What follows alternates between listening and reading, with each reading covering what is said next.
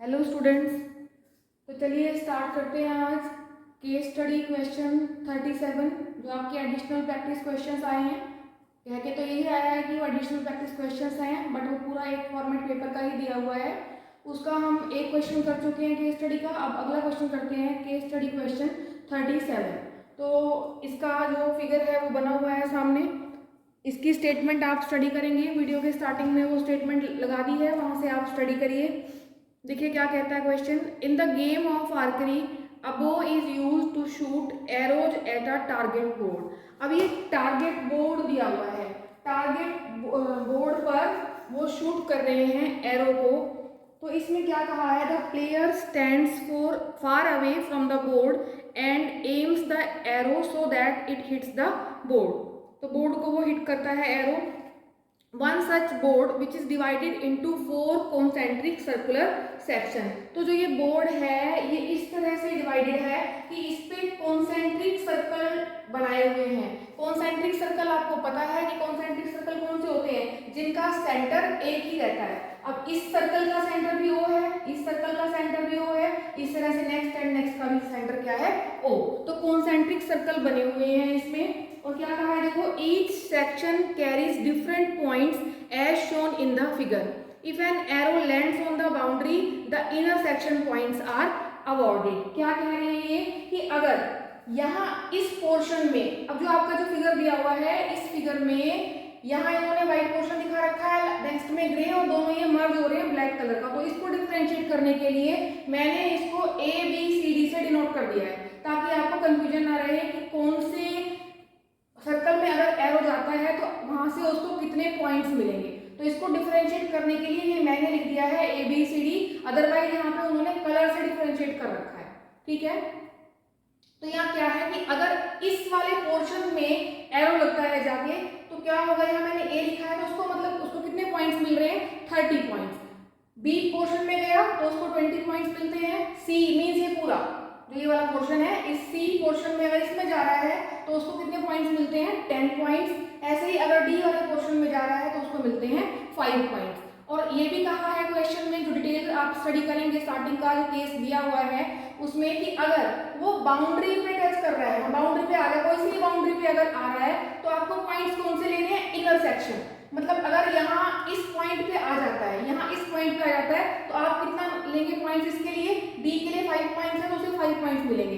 Boundary पे touch कर रहा है मतलब अगर यहाँ टच कर जाता है तो उसे कितने पॉइंट मिलेंगे उसको, ये A की बाउंड्री की बात कर रहे हैं तो A की बाउंड्री के लिए कितने पॉइंट्स हैं, इनर सेक्शन बोला है A के लिए इनर सेक्शन, तो अंदर वाला तो यही होगा ना, तो वहां से क्या आ जाएंगे 30 पॉइंट्स। इस तरीके से आपको इसमें पॉइंट्स कंसीडर करने हैं। तो पहला क्वेश्चन देखिए क्या कहा है।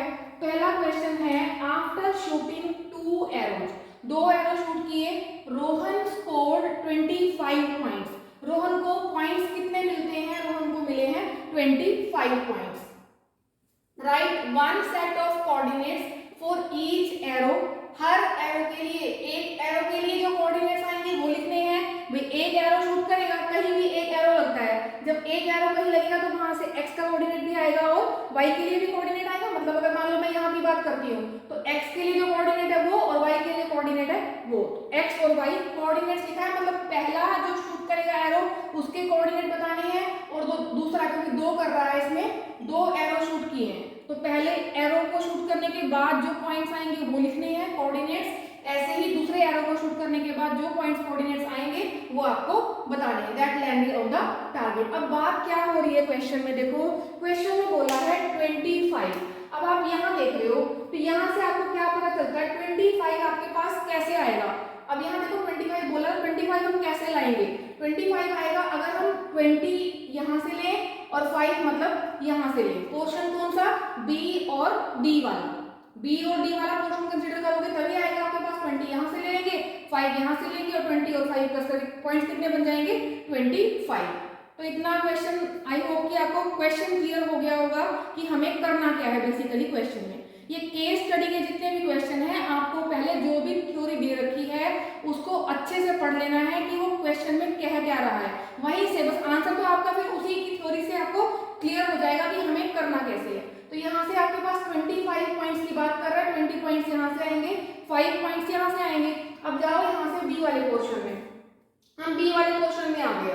बी वाले क्वेश्चन में देखो अब हम क्या करें, हमें एक्सिस के पॉइंट्स बताने में इजी रहता है कि एक कोऑर्डिनेट तो 0 ही हो जाएगा, यहाँ की बात कर लें या हम यहाँ की बात कर लें। तो अगर मैं यहाँ से लेती हूँ, मैंने एक पॉइंट यहाँ पे ले लिया, इसके मिड में ले लिया, तो अगर मैं मिड में लेती हूँ तो एक बी की बात कर रहे हैं, एक बी पे पॉइंट लेना है, हमें एक डी पे लेना है। बी वाला पॉइंट मैंने ये कंसीडर कर लिया और डी में डी ले रखा है हमने, ये डी का पॉइंट मैंने यहाँ से ये कंसीडर कर लिया, डी वाली लाइन। डी का जो ये कॉन्सेंट्रिक सर्कल देख रहे हो आप, इसमें डी मतलब ये वाला पोर्शन, ठीक है। तो इसके लिए हमने पॉइंट ये ले लिया। मान लो मेरा ये वाला पॉइंट पी है और ये वाला पॉइंट क्यू है। डिफरेंशिएट करने के लिए मैंने पॉइंट लिख दिया है ताकि आपको समझ में आ जाए। अब पी पॉइंट के कोऑर्डिनेट लिखेंगे हम। पी पॉइंट के कोऑर्डिनेट कैसे लिखोगे, देखो ये एक्स एक्सिस है, एक्स एक्सिस है और यहाँ से ये हमारे पास 1 है और ये 2, तो 1 और 2 के बीच में मैंने पॉइंट ले लिया है, मिड पॉइंट मतलब इसका 1 और 2 का, तो ये कितना हो जाएगा 1.5। x की वैल्यू तो आ गई 1.5 और y इसके ऊपर सारे पॉइंट्स y के 0 ही रहेंगे, तो 1.5, 0। तो पहला जो एरो शूट हुआ उसके लिए यहाँ मान लो ये P पॉइंट पे शूट करता है, तो यहाँ से हमारे पास कोऑर्डिनेट क्या आ गए 1.5, 0।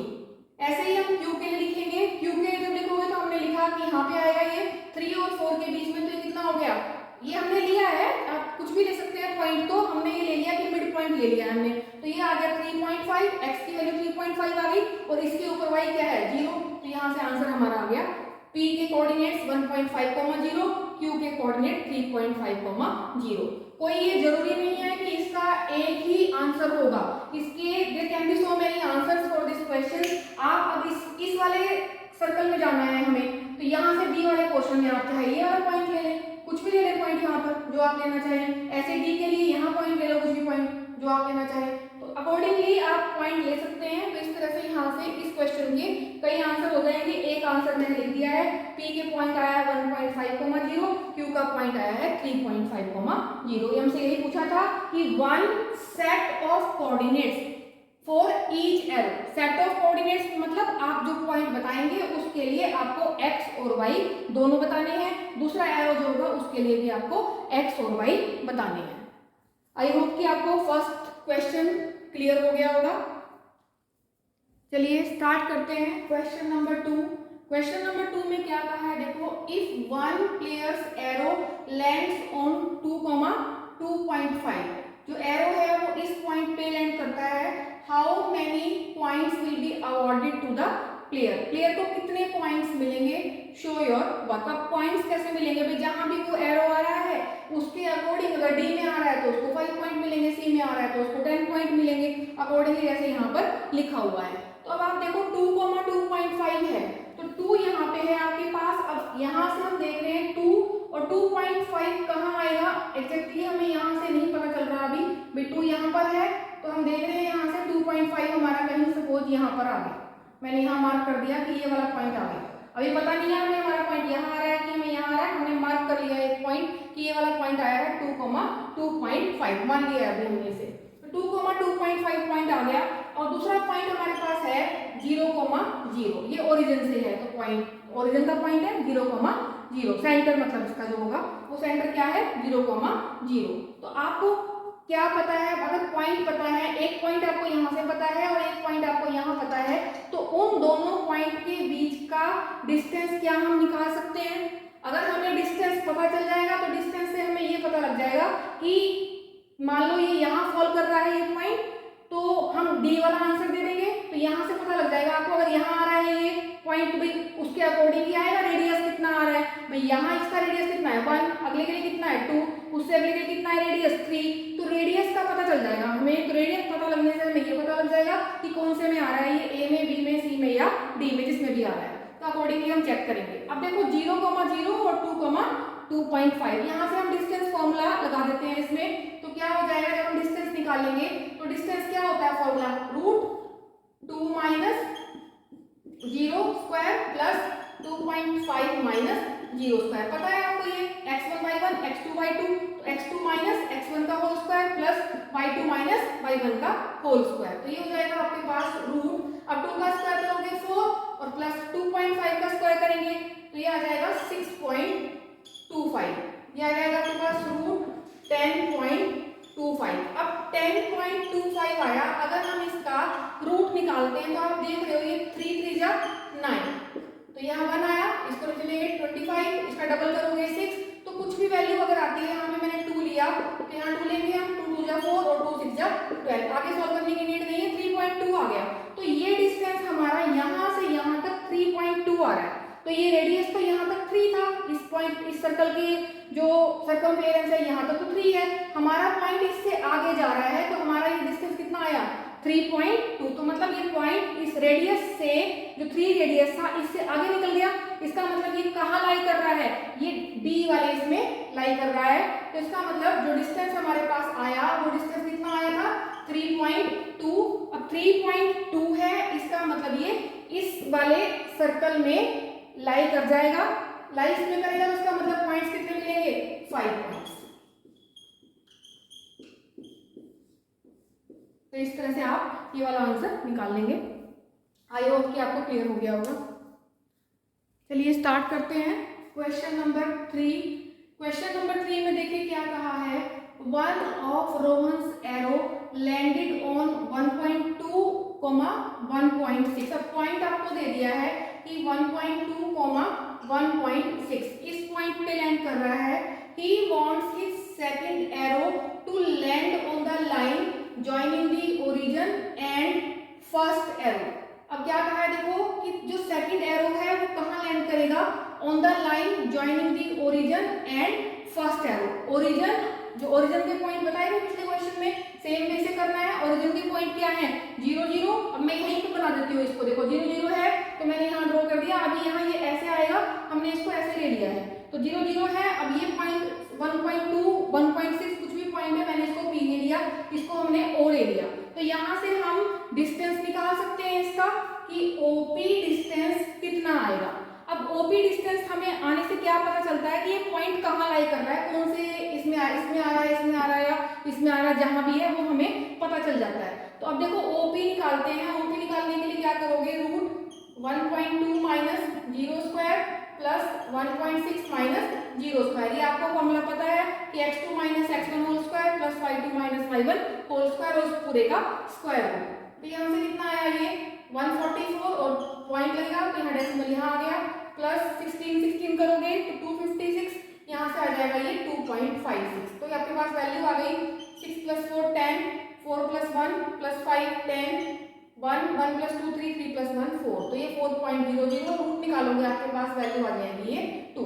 तो हमें पता चल गया, आप देखो यहाँ से कि ये पॉइंट कहाँ लाई कर रहा है, 2 आया है डिस्टेंस, डिस्टेंस 2 आने का मतलब क्या, अभी इनसे देखो बिल्कुल एग्जैक्ट पता लग गया हमें, 2 डिस्टेंस, ये रेडियस 2 है ना, तो रेडियस 2 है तो इसका मतलब ये वाला पॉइंट आ गया मेरे पास, जो P पॉइंट निकाला है तो मैंने यहाँ P लिख दिया है, P आपको पता चल गया है 1.2, 1.6 और ये डिस्टेंस 2 है।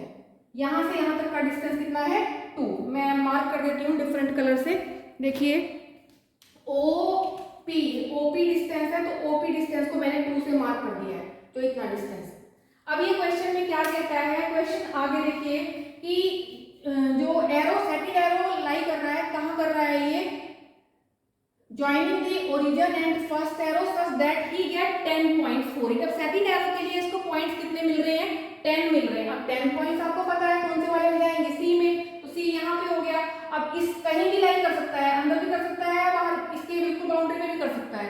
तो हम यहाँ क्वेश्चन हमें सॉल्व करना है, हमें किस तरह से हम सॉल्व करेंगे उसके लिए हमने ये पॉइंट यहाँ ले लिया कि ये इस पॉइंट पे लाई कर रहा है, मान लो ये पॉइंट है Q, इस पॉइंट पे सेकंड एरो है, सेकंड एरो यहाँ पे शूट किया तो यहाँ पे लाई किया Q पॉइंट पे, तो इससे क्या हुआ, बिल्कुल हमें एग्जैक्ट आइडिया हो गया कि यहाँ से यहाँ तक का डिस्टेंस कितना है 1 है, यहाँ से यहाँ तक का डिस्टेंस 1 है क्योंकि हर एक के लिए 1 होगा, 1 यहाँ से यहाँ तक है, 1 यहाँ से यहाँ तक है, यहाँ से यहाँ तक भी 1 होगा, तभी तो आपके पास यहाँ 1 और 1 ऐड होकर 2 आया है पूरा ये, तो ये पता चल रहा है हमें, तो यहाँ से 1 हो गया ये। अब देखो P पॉइंट के कोऑर्डिनेट कितने हैं 1.2, 1.6, तो अब ये OP, अगला पॉइंट क्या आया है Q, तो मैं पॉइंट यहाँ भी यही पॉइंट को मैं यहाँ इंक्रीज कर देती हूँ, यहाँ पॉइंट आ गया आपके पास Q।